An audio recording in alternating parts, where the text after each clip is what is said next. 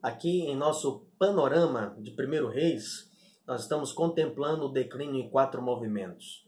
A primeira parte do nosso panorama, e se você não assistiu, eu encorajo você a assistir, nós trabalhamos os 2 primeiros movimentos, que foi as sementes do declínio, a história de Salomão, foi ele que semeou o declínio, e a gente viu o 2º movimento, os 2 retratos do declínio, a vida de Roboão e a vida de Jeroboão na divisão do reino, reino do norte, reino do sul. Nós vamos ver o 3º e o 4º movimento. O 3º movimento, o fruto do declínio, o declínio de Israel, e o fim do declínio, a história de Elias e Acabe. A minha oração é que a gente possa, com esse panorama, nos alertar em relação aos perigos do declínio espiritual, saber identificá-los e a gente então se arme contra eles. O 3º movimento, fruto do declínio, a queda de Israel, nós vamos trabalhar o capítulo 15 e 16. Esses capítulos cobrem a rápida queda de Israel, o reino do norte. E eu quero que você marque isso, anote, memorize. O declínio espiritual causa outros tipos de declínio. O declínio espiritual, ele causa outros tipos de declínio. Capítulo 15 relata que Abias, filho de Roboão, reina por pouco tempo sobre Judá, o reino do sul. Ele foi seguido pelo longo reinado do seu filho, que foi um filho justo, Asa. Enquanto isso, em Israel, no reino do norte, o filho de Jeroboão, Nabade, que é o seu único descendente para ocupar o trono, é morto por um israelita chamado Baza. E Baza mata Nabade e o restante de toda a sua família. E depois disso ele assume o trono. O capítulo 16 vai trazer uma série de sequências de conspirações. O filho de Baza, Elá, é substituído no trono e é morto e substituído por Zinri. Zinri, ele é chefe do exército. E Zinri, por sua vez, ele é perseguido pelo comandante do exército, Onri. Onri, ele é o pai de Acabe. No fim dessa perseguição entre Onri e Zinri, Onri perseguindo Zinri, Zinri se suicida. E Onri torna-se o rei.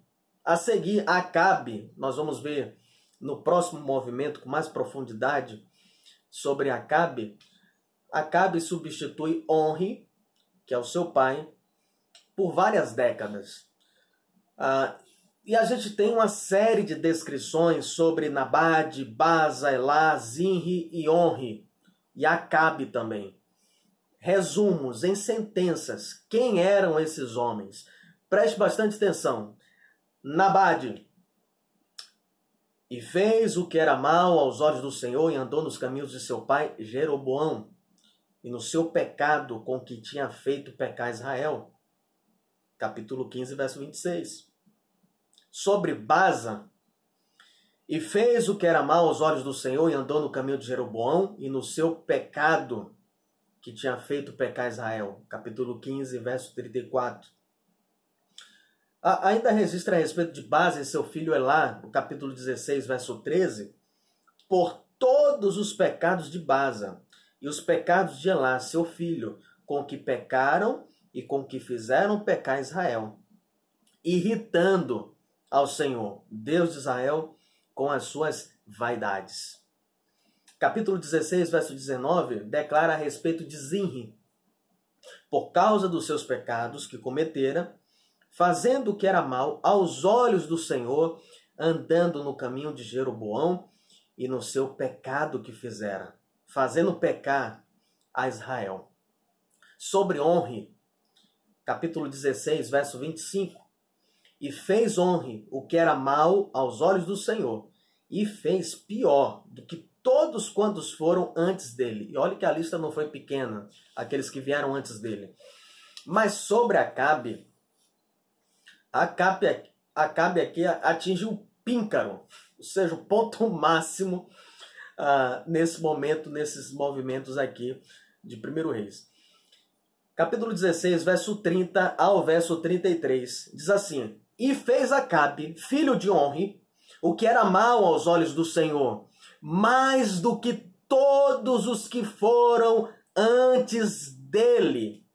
E sucedeu que ainda tomou por mulher Jezabel, filha de Etibal, rei dos Sidônios, e foi e serviu a Baal, e se encurvou diante dele, e levantou um altar a Baal, na casa de Baal, que edificara em Samaria. Também Acabe fez um bosque, de maneira que Acabe fez muito mais para irritar ao Senhor, Deus de Israel, do que todos os reis de Israel que foram antes dele. E a coisa só piora, irmãos. Vai piorando. Mas o que nós aprendemos é que o castigo contra a idolatria é a própria idolatria. Você se torna semelhante àquilo que você adora. O Reino do Norte logo se deteriorou e faz repetidas revoltas ilegais, conspirações, um matando o outro, tomando o reinado do outro, o que apenas simboliza o abandono da lei de Deus. A gente contempla muito bem o cuidado do Senhor com o Reino do Sul, preservando o descendente de Davi, que irá assumir o trono perpetuamente. E nós sabemos que é a mão de Deus. Você tem visto sinais de rebelião contra Deus na sua própria vida? Como é que você consegue perceber isso? Talvez você ache que a questão de sua rebelião contra o Senhor é um assunto particular, que diz respeito apenas a você mesmo. Algo que deve ser mantido entre você e o Senhor, e aí você acha que está sob o controle de tudo, e que consegue controlar e equilibrar muito bem essa situação. Lembre que a fé, ela não tem apenas a dimensão privada, tem a dimensão pública da nossa fé. A sua rebelião particular tem implicações públicas. Todos nós, como igreja, somos afetados, e aqui eu quero me dirigir a você, membro da nossa igreja, da IBCO, da PIBAB. Muito cuidado com a apatia espiritual. Aqueles que menos se envolvem são aqueles que mais drenam a energia da igreja. E são aqueles que mais acham falhas em tudo, na igreja, no pastor, em qualquer situação ou circunstância, menos em si mesmo. Eu quero encorajar você a assumir: o problema sou eu. Eu sou responsável. Agora, muito cuidado, porque Deus está usando essa quarentena para quebrar e desarticular todas as desculpas, justificativas e motivos de lamentação. Nós estamos passando por uma fase de transição, de revitalização na nossa igreja local. E, ademais, mergulhamos de cabeça nessa quarentena. E cada dia que passa, Deus vai quebrando as pernas e as justificativas. O problema é, pastor, Deus altera. E para mostrar justamente que o problema não é o pastor, o problema é o seu coração. O problema é a igreja. E Deus começa a trabalhar na vida da igreja. O problema é a falta de tempo. E mais uma vez, como é que você vai usar a falta de tempo como justificativa na quarentena? Não tem como. O problema é o seu coração. Meus irmãos, lembra de Lúcifer, o próprio Deus, liderando sobre ele, e ele se revolta contra o Senhor e ainda consegue conspirar com 1/3 da região celestial. Nunca nós estaremos gratos com o coração pleno se o Espírito Santo não fizer uma obra nos dando um novo coração. E aí a gente pergunta: você tem lido a Bíblia? Não tenho lido a Bíblia. Você tem tido um tempo de oração de qualidade? Não. Você tem acompanhado os vídeos? Muito cuidado. Lembre que o declínio espiritual causa outros tipos de declínio.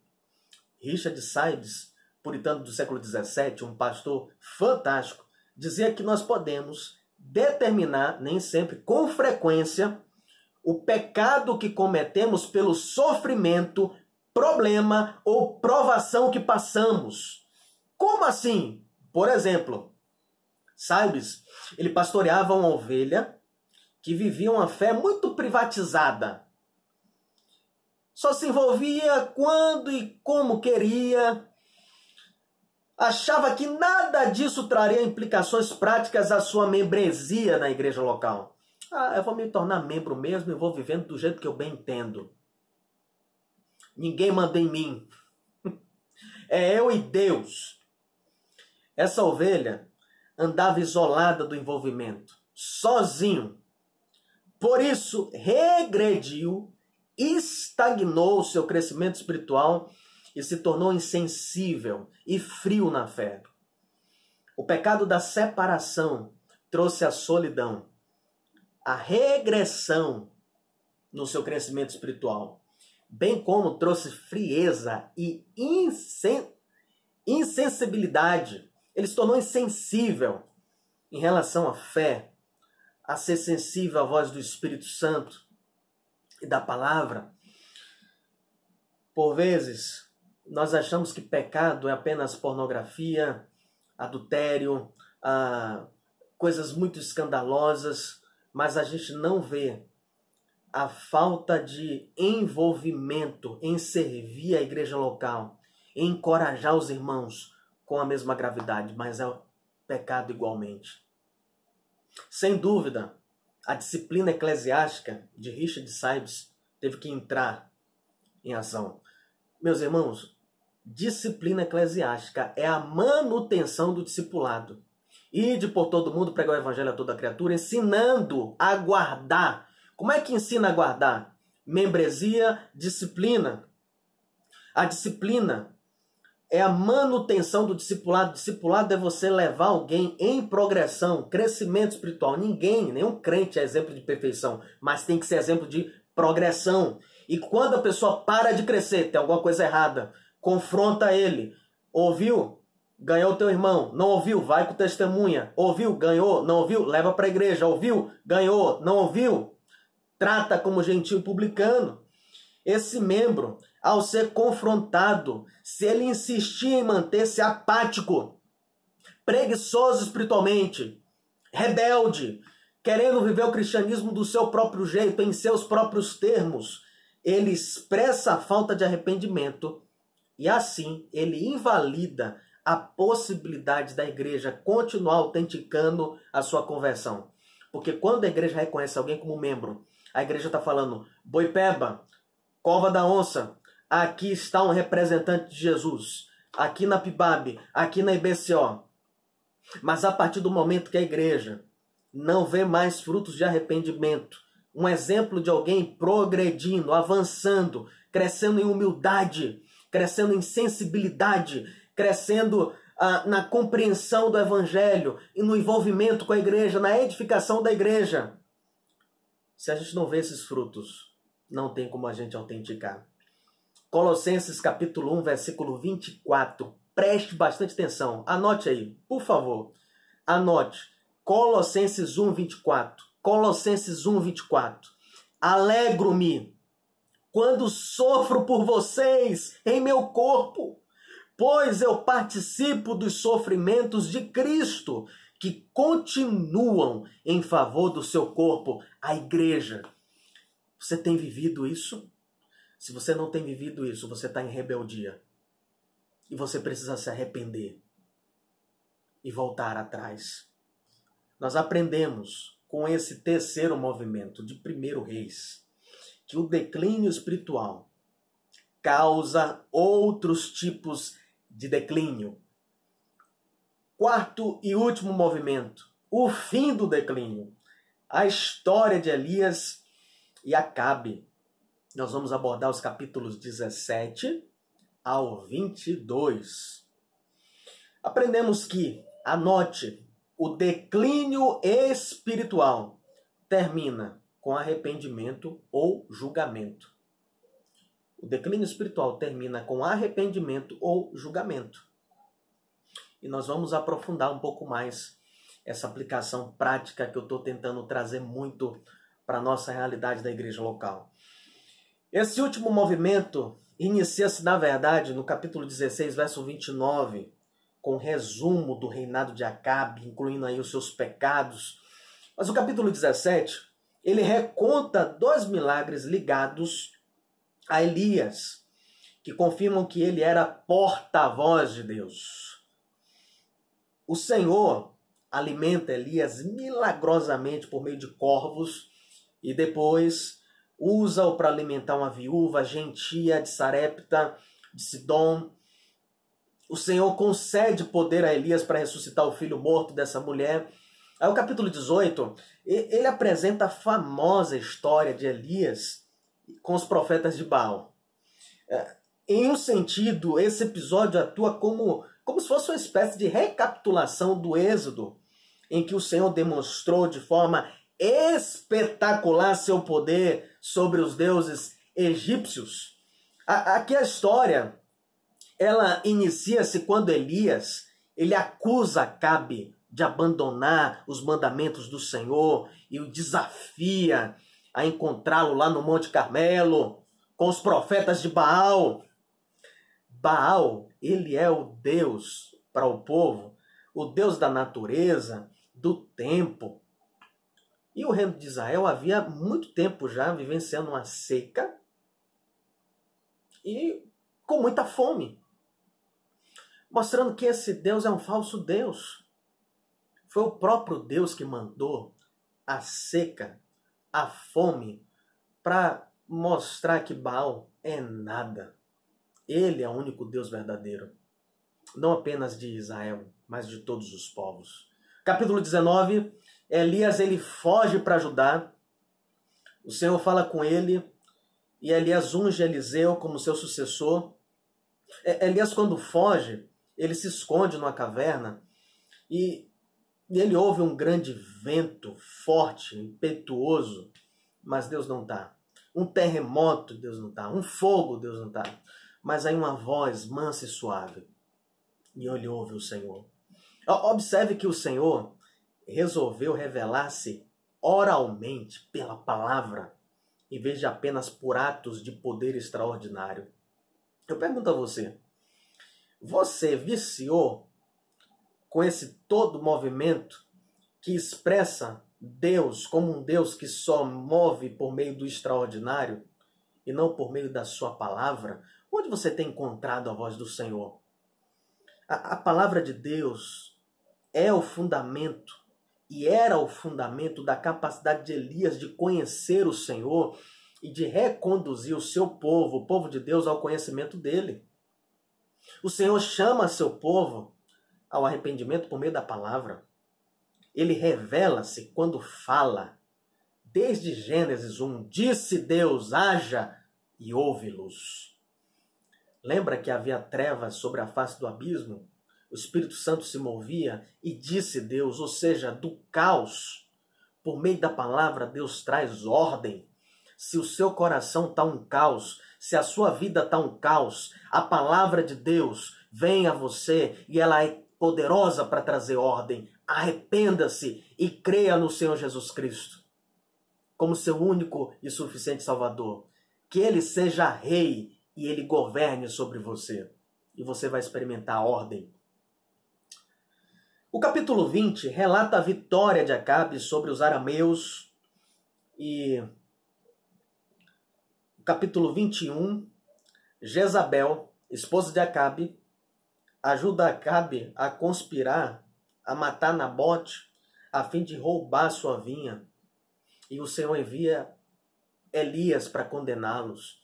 E o capítulo 22 apresenta a derrota e a morte de Acabe, o reinado de Josafá sobre Judá e de Acasias, filho de Acabe, sobre Israel. Enfim, ao longo desses capítulos finais, que eu apresentei um breve resumo, continuou o declínio espiritual de Israel. Contudo, Deus, do início até o fim desse declínio, Deus permanece atravessando o caminho de Israel, confrontando a rebelião do seu povo, e Deus está avisando, Deus está avisando, Deus está alertando, Deus está alertando. Talvez na sua vida esteja assim. Você insiste num declínio, numa apatia, em viver uma vida espiritual totalmente morta, e você sabe que precisa tomar uma mudança, uma decisão muito bem estabelecida na sua vida, e Deus está avisando, e Deus está avisando. O Senhor, não Baal, trouxe a seca. O Senhor, não Baal, trouxe chuva. Deus levanta Elias. Elias é o maior profeta antes de João Batista para chamar o povo ao arrependimento. E o Senhor, por intermédio de Elias, alimenta aquela viúva gentia, ressuscita o filho dela. E quando ele se importa com a viúva estrangeira, ele está ensinando que o Senhor é o Deus real e verdadeiro, não só de Israel, mas de todas as nações.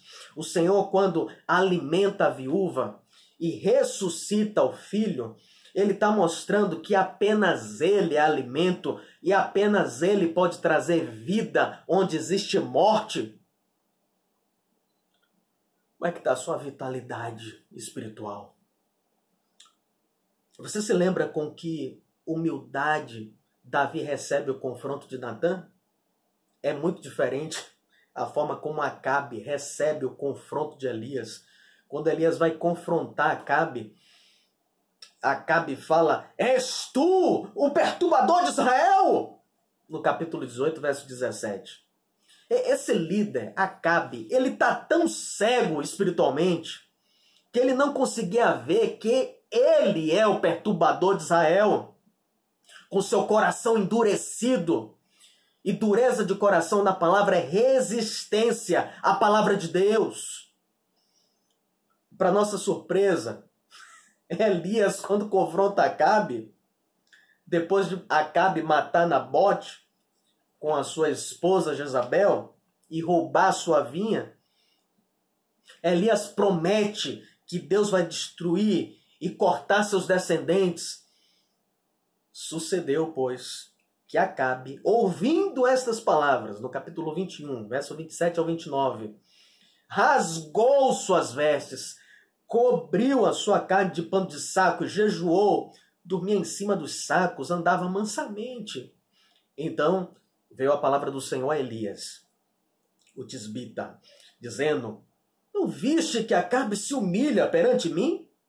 Porquanto, pois, se humilha perante mim, não trarei esse mal nos seus dias, mas nos dias do seu filho trarei esse mal sobre a sua casa. A gente não sabe os desdobramentos, o que aconteceu a Acabe após esse ato de arrependimento que ele teve. A Bíblia não nos relata isso. Mas nós vimos que todo arrependimento da nação, como um todo, foi um arrependimento limitado e temporário. Você sabe a diferença de um arrependimento temporário para um arrependimento verdadeiro? Você sabe conseguir distinguir, fazer essa diferenciação? Pergunte a você: eu tenho a consciência do meu pecado e da minha necessidade de ser perdoado, não pelo outro ou por mim mesmo, mas por Deus?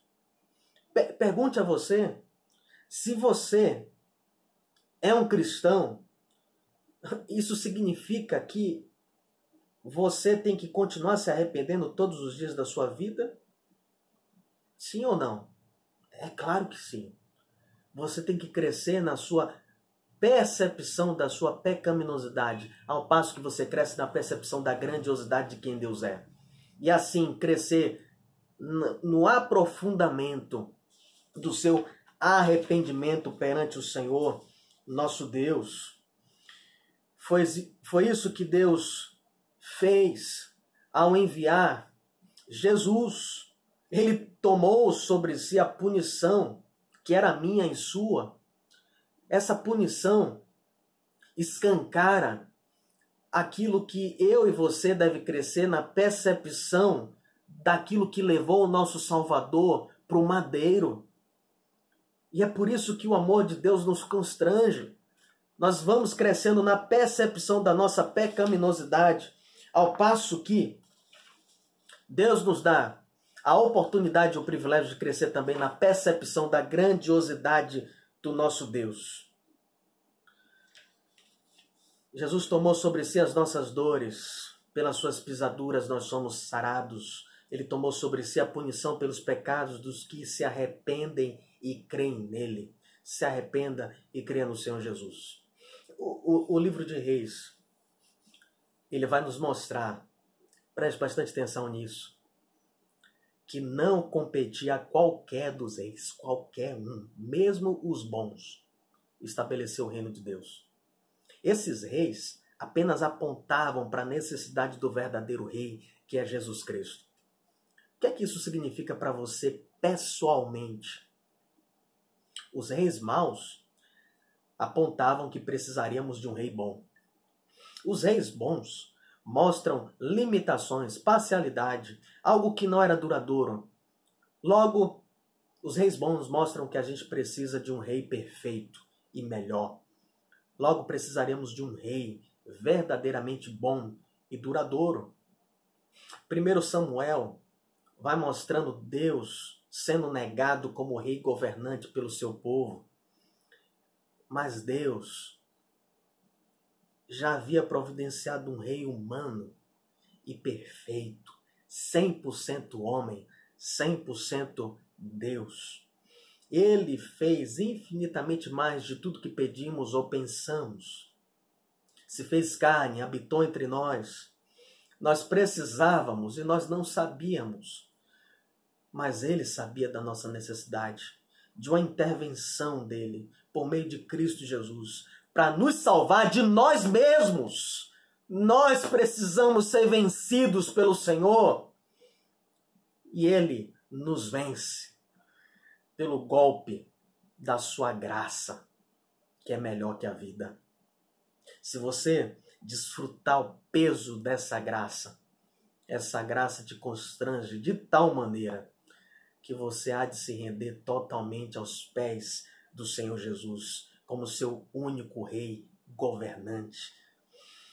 Por isso, então, isso significa que você precisa assumir a responsabilidade pela forma como você tem rejeitado a Deus até aqui. Você não pode fabricar uma ideia de Cristo e seguir esse Cristo fabricado por suas ideias, esse Cristo imaginado, e depois sair por aí dizendo que você é um cristão. A verdadeira igreja não é composta por membros nominais que seguem Jesus em seus próprios termos, do seu próprio jeito. Os crentes verdadeiros são aqueles que seguem Jesus pelos termos de Jesus. Os verdadeiros membros são aqueles que negam seguir Jesus do seu próprio jeito. Se você tem vivido uma fé apenas privada, você precisa ser salvo de você mesmo e desses ideais que você fabricou. Por isso, preste bastante atenção. Só é crente em Cristo Jesus aqueles que seguem Jesus como Jesus quer ser seguido, como rei, governante. Aqueles que seguem o seu exemplo dando a vida pela igreja. Aqueles que, quando estão tomando porrada ao servir ao Senhor, não ficam se lamuriando e usando as porradas que toma como justificativa para pecar contra o rei da igreja. Você não é o rei. O evangelho não diz respeito a você. O evangelho diz respeito a Jesus. Por isso tome porrada e agradeça a Deus pelas porradas que você toma. Por isso sirva ao Senhor reconhecendo que você vai ser moído por Deus pelas mãos da igreja para ser conformado à imagem de Cristo. Nós temos que seguir o exemplo do Senhor Jesus e não ficar usando os pecados que são acometidos contra nós como justificativa para pecar contra Ele. nós temos que amar, nós temos que servir, nós temos que dar a nossa vida por inteira, porque Ele comprou por um alto preço. Você se permite ser contrariado por Deus? Ou você não sabe ser contrariado por nada e por ninguém, nem pelo próprio Deus? Tim Keller, ele diz, se o teu Deus nunca discorda de você, isso significa que você está adorando uma versão idealizada de si mesmo. Muito cuidado. Nós aprendemos que o declínio espiritual termina com arrependimento ou julgamento de Deus. Quando nós fazemos parte de uma igreja, existe algo chamado membresia. É quando nós concordamos com a declaração de fé daquela igreja que nos filiamos. A igreja, ela vai resumindo as sentenças bíblicas que são chamadas declaração de fé. Existe um regimento, existe ordem, e isso é a beleza da igreja. A membresia, ela é composta por pecadores arrependidos. Então, quando alguém se converte, ela vai se preparar para se tornar membro daquela igreja. Quando essa pessoa é uma pecadora arrependida, por vezes, a liderança da igreja vai ter que proteger esse pecador arrependido da própria igreja. Porque a igreja, ela é bela, mas ela tem feiura. E tem aqueles que resistem, porque todos estão em tratamento, em processo de crescimento. Então, grave isso. Quando o pecador é realmente arrependido, a liderança tem que proteger esse pecador da igreja. Mas quando o pecador não é arrependido, ele é impenitente, a gente tem que proteger a igreja desse pecador que não se arrepende e quer viver em seus próprios termos. Isso é uma espécie de proteção que Deus está dando e de alerta para que essa pessoa não esteja dentro de um trem com ar-condicionado indo direto para o inferno e ele acha que só porque ele é membro da igreja ele é salvo. Agora, preste bastante atenção. Nós temos que lembrar que a disciplina, ela é a manutenção do discipulado. Se a pessoa parou de crescer, ela tem que ser disciplinada. O declínio espiritual vai terminar com arrependimento e com julgamento. Ou com julgamento. Então, aqueles que têm o privilégio de serem alertados aqui ainda nessa vida, ainda têm chance de se arrepender verdadeiramente. O pior é que se a igreja erra aqui na sua avaliação e na sua postura de liderança, ele não vai ter uma segunda chance lá, caso ele realmente esteja perdido. Você vai lembrar daquilo que eu falei sobre a embaixada. Jonathan Leeman, ele é um pastor que escreve um livro sobre disciplina da igreja. Ele vai dizer que a igreja é a embaixada dos céus na terra.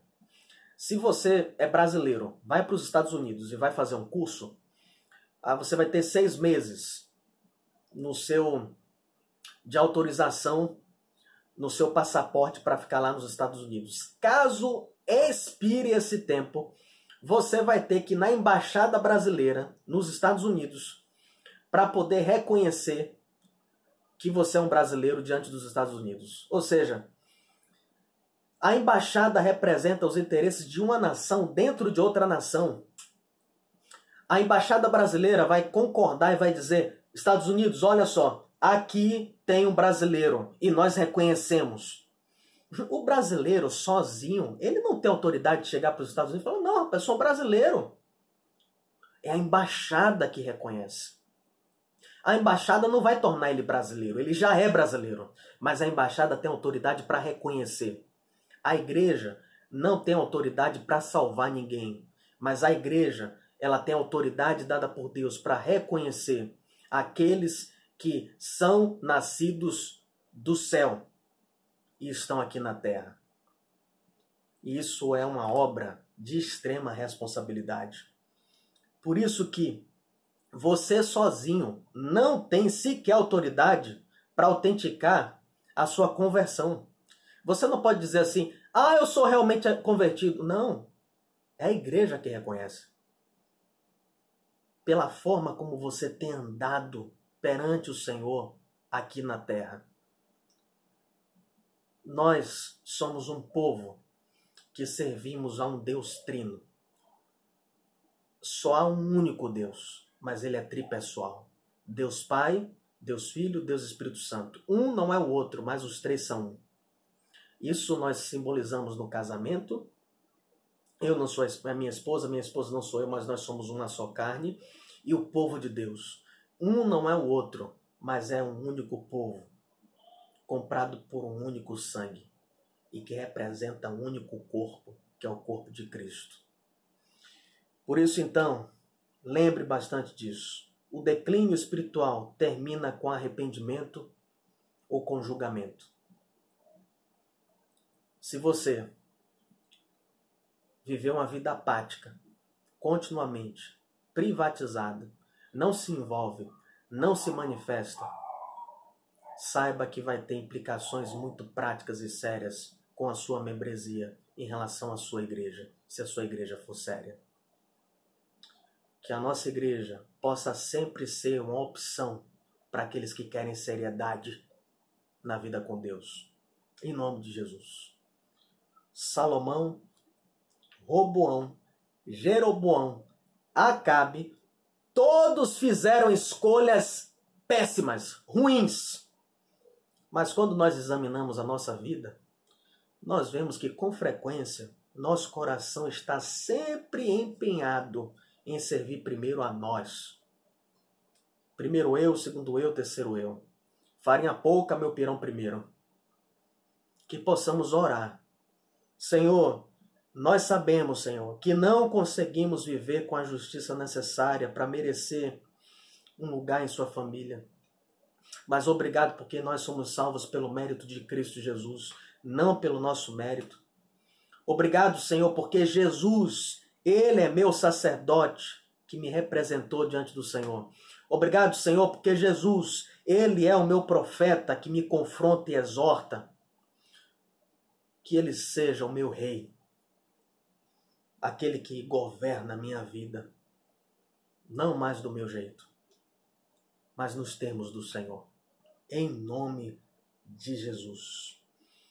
Minha oração é que esse panorama tenha sido alerta para o perigo do declínio espiritual e que você não reaja na carne, mas que você corresponda com o Espírito contra o declínio espiritual na sua vida.